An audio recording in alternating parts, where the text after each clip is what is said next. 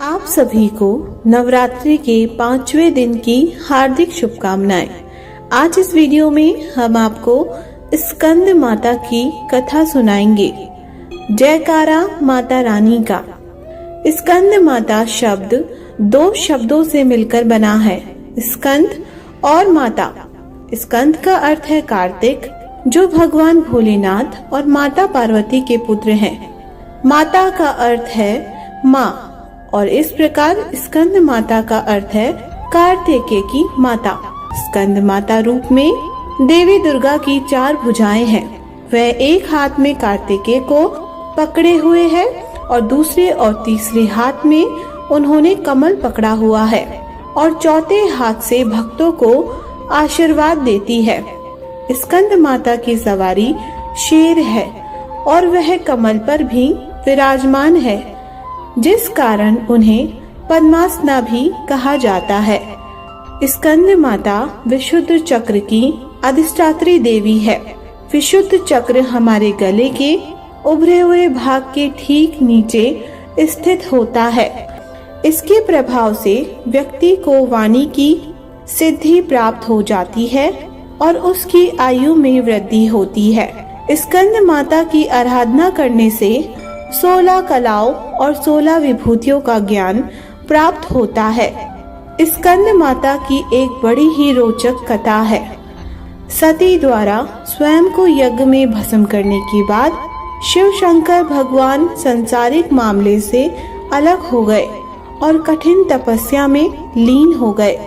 उसी समय देवतागण तारकासुर के अत्याचारों से कष्ट भोग रहे थे।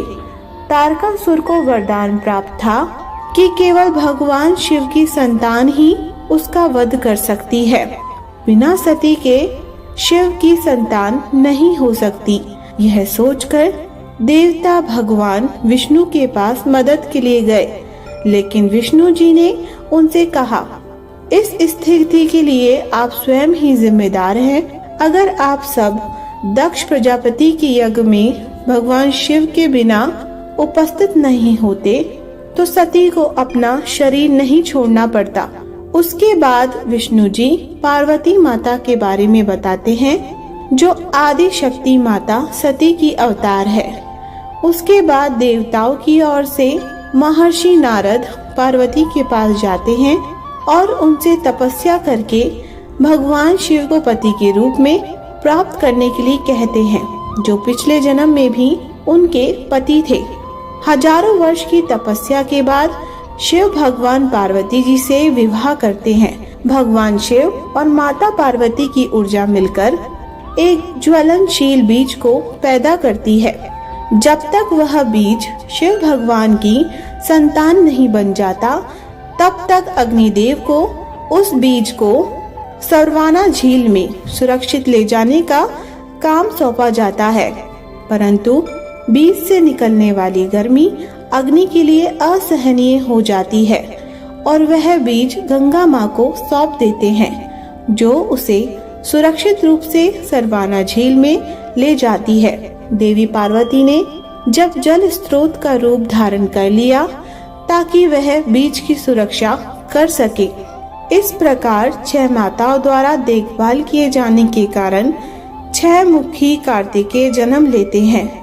वह बड़े होकर सुंदर, बुद्धिमान और शक्तिशाली कुमार बने। कार्तिकेय जी को ब्रह्मा जी के पास शिक्षा के लिए भेजा गया, लेकिन पहले ही दिन उन्होंने ब्रह्मा जी से ओम का अर्थ पूछा। ब्रह्मा जी ने उन्हें 12,000 श्लोकों में अर्थ समझाया, लेकिन कार्तिकेय को संतुष्टि नहीं मिली। उन्होंने शिव भगवान से वही प्रश्न पूछा। फिर शिव भगवान ने उन्हें 12 लाख श्लोकों में ओम का अर्थ समझाया। वहाँ से भी असंतुष्ट होकर उन्होंने स्वयं को 12 करोड़ श्लोकों में ओम का अर्थ समझाकर संतुष्टि प्राप्त की।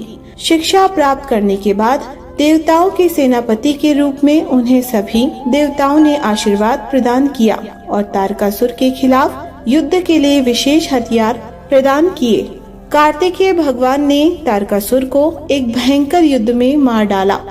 इस प्रकार माँ स्कंद माता को एक सर्वश्रेष्ठ बालक की माता के रूप में पूजा जाता है। इनकी पूजा से सुख, शांति, समृद्धि और मोक्ष प्राप्त होता है।